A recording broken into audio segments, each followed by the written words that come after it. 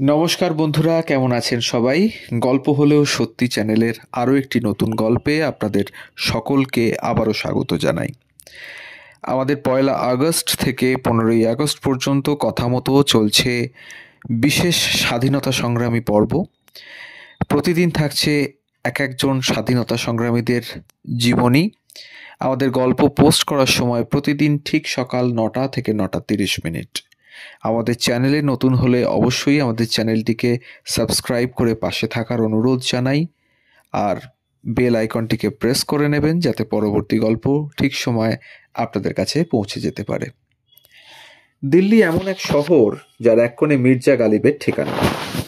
আনুগত্য ও ভালোবাসার জন্য বিখ্যাত এই শহর। সেই দিল্লির দরিয়াগঞ্জের কাছে আসাফ আলী রোড। আসাফ আলী রোড থেকে প্রায় 16 কিলোমিটার দূরে বসন্ত বিহারের কাছে অরুণা আসাফ আলী মার্গ। দিল্লির এই দুটি রাস্তা একে অপরের সঙ্গে মেলে না, তবে এই দুই ব্যক্তি যাদের নামে এই রাস্তাগুলি, তারা ভারতের স্বাধীনতা সংগ্রামে সক্রিয় ভূমিকা পালন করেছিলেন। ব্যক্তিগত সম্পর্কেও তারা স্বামী স্ত্রী ছিলেন। আসাফ আলী ছিলেন জাতীয় কংগ্রেসের একজন সিনিয়র নেতা, যিনি ভগৎ সিংয়ের পক্ষে মামলাও লড়েছিলেন। অন্যদিকে অরুণা আসাফ আলী সেই মহিলা যিনি 1942 সালের 9 আগস্ট মুম্বাইয়ের গোয়ালিয়া ট্যাঙ্ক, যা বর্তমানে আগস্ট ক্রান্তি ময়দান নামে বিখ্যাত, সেই তেরাঙ্গা আন্দোলনের মাধ্যমে ভারত ছাড়ো আন্দোলন শুরু করেছিলেন, অর্থাৎ কুইট ইন্ডিয়া মুভমেন্ট। 1942 সালের 8ই August Congress working committee Bombay অধিবেশনে ব্রিটিশ ভারত ছাড়ো প্রস্তাবনা পাশ করে। অরুণা ও আসাফ দুজনেই এই সম্মেলনে অংশ নেন। প্রস্তাবনা পাশ হওয়ার পরের দিন অর্থাৎ 9 আগস্ট সকালে ব্রিটিশরা কংগ্রেসের তাবড় নেতা মহাত্মা গান্ধী, বল্লভভাই প্যাটেল, নেহেরু প্রমুখকে গ্রেপ্তার করে জেলে পড়ে। এমন পরিস্থিতিতে অরুণা আন্দোলনের নেতৃত্ব দিয়ে গোয়ালিয়া ট্যাঙ্ক ময়দানে তেরঙ্গা উত্তোলনের মাধ্যমে আন্দোলনের কেবল সভাপতিত্বই করেননি, ব্রিটিশ দমনপীড়নের বিরুদ্ধে ভারতীয়রা কি চান তা স্পষ্ট করে দিয়েছিলেন। তেরঙ্গা উত্তোলনের পরে ব্রিটিশ পুলিশ তাদের ছত্রভঙ্গ করতে সেখানে জড়ো হওয়া লোকজনের ওপর লাঠিচার্জ শুরু করে। অরুণা আসাফ আলী সেখান থেকেই সাধারণ জনগণের কাছে জাতীয়তাবাদের বার্তা দেন, যাতে খোদ ব্রিটিশ পুলিশ বুঝতে পারে তাদের দমনপীড়নে হাড় চিড়ে ভিজবার নয়। পুলিশ ওই দিন অরুণাকে গ্রেপ্তার করতে পারেননি, কারণ তিনি চলে যান আন্ডারগ্রাউন্ডে। এমন সিদ্ধান্ত একজন বিচক্ষণ নেতাই নিতে পারেন।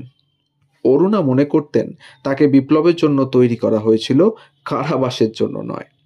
যখন দেশ উত্তাল ছিল, গান্ধী নেহেরু জেলে, তখন আন্ডারগ্রাউন্ডে থেকে অন্যান্য বিপ্লবীর সঙ্গে সংযোগ রেখে আন্দোলনের নেতৃত্ব দিয়ে ব্যতিক্রমী দৃষ্টান্ত স্থাপন করেছিলেন অরুণা আসাফ আলী। ডেইলি ট্রিবিউন অরুণা আসাফ আলীকে তার সাহসিকতার জন্য 1942-এর ঝাঁসির রানী বলেও অভিহিত করেন। যদিও এর আগেও বহুবার গ্রেপ্তার হয়েছেন অরুণা। 1930 সালে লবণ সত্যাগ্রহ এর সময় বন্দী হতে হয় তাকে। কারারুদ্ধ ছিলেন 1 বছর। 1932 সালেও বছরখানেকের জন্য তাকে বন্দী হতে হয় তিহারে। এমনকি তাকে আম্বালা জেলে নির্জন কারাবাসও দেওয়া হয়েছিল। ব্রিটিশদের উদ্দেশ্য সাফ ছিল, তারা তাবড় সব নেতাকে কারারুদ্ধ করে ব্রিটিশ বিরোধী আন্দোলনকে দমন করতে চেয়েছিলেন। এইখানেই ক্ষান্ত হয়নি ব্রিটিশরা। কংগ্রেসকে বেআইনি প্রতিষ্ঠান হিসেবে ঘোষণাও করে তারা। শহর ও গ্রামের স্থানীয় নেতাদের গ্রেপ্তার করা তো অভ্যাসে পরিণত করে ফেলেছিল ব্রিটিশ রাজ। সে সময় দেশে স্থিতিশীল নেতৃত্ব না থাকা সত্ত্বেও সারা দেশে ব্রিটিশদের বিরুদ্ধে তীব্র প্রতিবাদ সংগঠিত হয়েছিল। এটাই স্পষ্ট করে দিচ্ছিল যে ভারতবাসীকে আর ব্রিটিশদের দাস হিসেবে ভাবা যাবে না। অরুণা আন্ডারগ্রাউন্ডে চলে যাওয়ার পর ব্রিটিশরা তাকে গ্রেপ্তারের নির্দেশ জারি করেন। ব্রিটিশ সরকার কিন্তু সহজে হাল ছাড়েনি। অরুণার সমস্ত সম্পত্তি বাজেয়াপ্ত করে তারা নিলামেও পর্যন্ত তোলে। এতেও দমানো যায়নি তাকে। রাম মনোহর লোহিয়ার সঙ্গে মাসিক পত্রিকা ইনকালাব সম্পাদনার জন্য কাজ করছিলেন অরুণা। এর 2 সপ্তাহ আন্ডারগ্রাউন্ডে থাকার পর তিনি স্বাধীনতা সংগ্রামী উষা মেহতার সঙ্গে গোপনে রেডিও স্টেশন থেকে সম্প্রচার শুরু করেন। শুনলে হয়তো চমকে যাবেন, ব্রিটিশ সরকার অরুণা আসাফ আলীর মাথার দাম 5,000 টাকা পুরস্কার রাখে। কোনো লাভ হয়নি। এভাবে চলে প্রায় 4 বছর। 1946 সালে তার গ্রেপ্তারি পরোয়ানা বাতিল করা হয়। তিনি আত্মসমর্পণ করেন। স্বাধীনতা বেশি দূরে ছিল না। 1 বছর পরে যখন দেশ স্বাধীন হয়, অরুণা আসফ আলী দিল্লি প্রদেশ কংগ্রেস কমিটির সভাপতির দায়িত্ব পান। 1958 সালে তিনি দিল্লির প্রথম মেয়রও নির্বাচিত হন। দেশভাগের সময় দিল্লিতে উদ্বাস্তুদের সমস্যা সমাধানে তার অবদান রাখেন Aruna. Bharat Russia institute of কালচারের সদস্য হিসেবে তিনি এই দুদেশের মধ্যে বন্ধুত্ব অটুট রাখতে সহায়তা করেছিলেন। অল ইন্ডিয়া পিস কাউন্সিল এবং national federation of Indian women এই ধরনের প্রতিষ্ঠানগুলিতে সক্রিয় ছিলেন অরুণা। তিনি দিল্লিতে অবস্থিত লেডি আরউইন কলেজ প্রতিষ্ঠায় গুরুত্বপূর্ণ অবদান রাখেন। দিল্লি থেকে প্রকাশিত দৈনিক প্যাট্রিয়ট এর সঙ্গে আজীবন যুক্ত ছিলেন তিনি।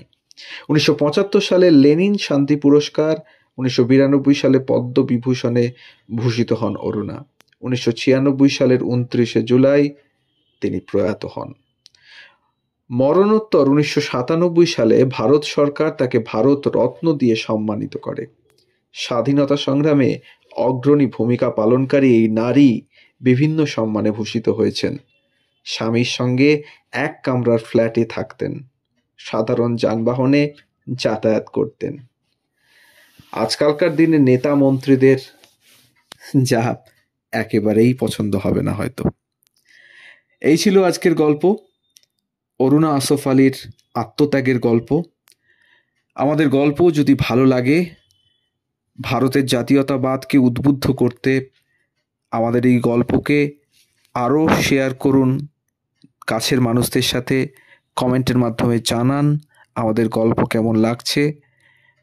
ভালো লাগলে শেয়ার করুন, সাবস্ক্রাইব করুন, বেল আইকনটিকে প্রেস করে পাশে থাকুন। সবাই ভালো থাকুন। অনেক ধন্যবাদ।